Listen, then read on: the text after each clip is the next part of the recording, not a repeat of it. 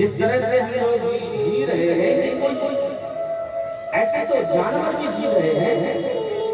आहार निद्रा भय में सामान्य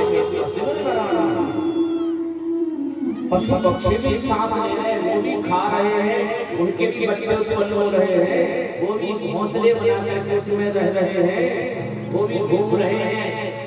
क्या उनकी तरह हमारा जीवन है? तो यही जीना है क्या? जिसने अपनी जीवन और कर्तव्यों को संभाल लिया, उसने ही मानव का लेने का लाभ लिया है। श्री सुखदेव जी परिचित जी को कहते हैं कि श्वासों को बचा करके जितासनो आसन श्वास और संग, इस पर विशेष ध्यान देना चाहिए।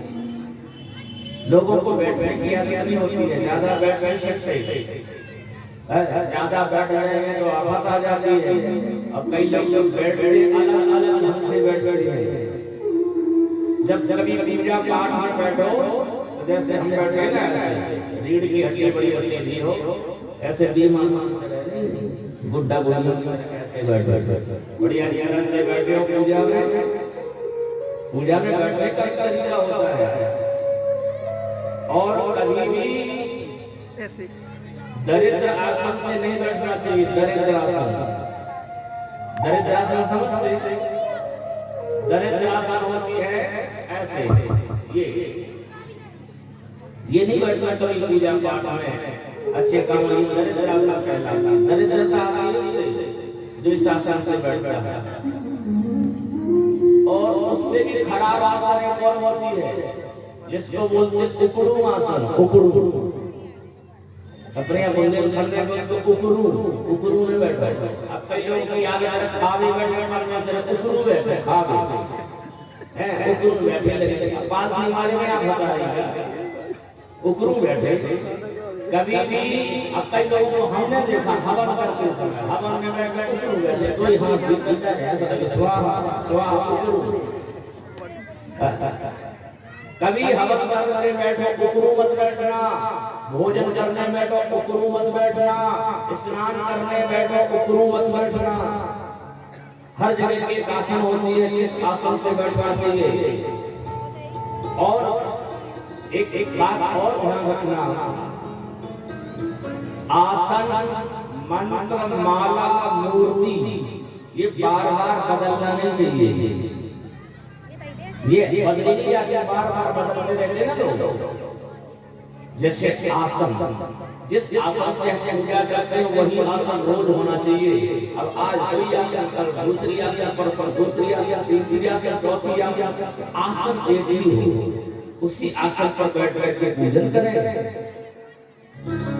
विशेष करके यदि कोई शुद्ध आसन ऊन की आसन हो तो सबसे श्रेष्ठ मानी जाती है। ऊन की आसन वो सबसे अच्छी मानी जाती है। धरती में बैठ करके कभी पूजा नहीं की जाती है। धरती में बैठ बैठ पूजा करने के लिए, धरती में बैठ बैठ के भोजन भी नहीं करना चाहिए, धरती में बैठ बैठ के पूजा नहीं करना चाहिए। फिर ये भोजन करते समय कभी भी धरती पर या शिला पर में कोई न कोई आसन हो तो आसन न बदले, माला नहीं बदलना चाहिए। जिस माला से आप जाप करते हैं रोज उसी माला से जाप करो। जपने वाली माला गले में मत डालो और जिस माला को पहन के उससे जाप करो। माला दिखना नहीं चाहिए, माला झोली के अंदर होना चाहिए। जैसे ये है ना हमारी माला, ये देखो इसे झोली के अंदर है, बाहर नहीं निकलती कभी। और इसको हो गया सालों से ये माला इसी से जाप होता है। तो माला नहीं बदलना चाहिए, मूर्ति नहीं बदलना चाहिए। जिस मूर्ति की हम शुरू से पूजा करते आ रहे हैं, चाहे छोटी हो चाहे बड़ी हो चाहे जैसी भी हो। और मंत्र नहीं बदलना चाहिए। मंत्र जो गुरु मंत्र मिला है वो कभी बदला नहीं जाता है। ये बोले साल 2 साल तक रह रहे महाराज का मन तो ले लिया, अब तुम अच्छे से महाराज देखे, बोले महाराज तुम हमें अच्छे से लग रहे हो, तो उनकी दीक्षा तो जाए पुरानी हो गई, वो छोड़ रहे हो, तुम ले लो दीक्षा। अब दीक्षा दे दी, बोले इससे अच्छे महाराज आ गए, सोचे तुम्हें दे दो दीक्षा। मन बदल रहा है, मन तो नहीं बदलना चाहिए, चाहे छोटा हो चाहे बड़ा हो, जो भक्त रात जग से आ रहा है उसी का जाप करें। ये सिद्धांत मन पर माला मूर्ति ये कभी बदलना नहीं चाहिए। और जितना सनो जितना श्वासो श्वास, जिस सांस ले रहे हैं ना, ये सांसें हम दिन प्रतिदिन खर्च कर रहे हैं, और अपनी ऊर्जा में से अपनी सांसों में से इतनी सांसें कम करते जा रहे हैं। रोज व्यक्ति इतनी सांसें लेता है, अब आपको महाराज गिनी थोड़ी है, गिनी नहीं है ना, तो दिन में तो गिनी भी रात में कैसे गिनोगे, सो जाओ भाई, सांसें बंद तो होती नहीं, चाहे सो जाओ चाहे जहाँ जाओ। और एक बात आपका, सांसों की गति होती है, स्पीड होती है, आप बैठे होंगे ना सांसों की स्पीड कम रहेगी, खड़े होकर के चलने लग जाएंगे थोड़ी स्पीड बढ़ जाएगी, दौड़ लगाने लगेंगे और स्पीड बढ़ जाएगी।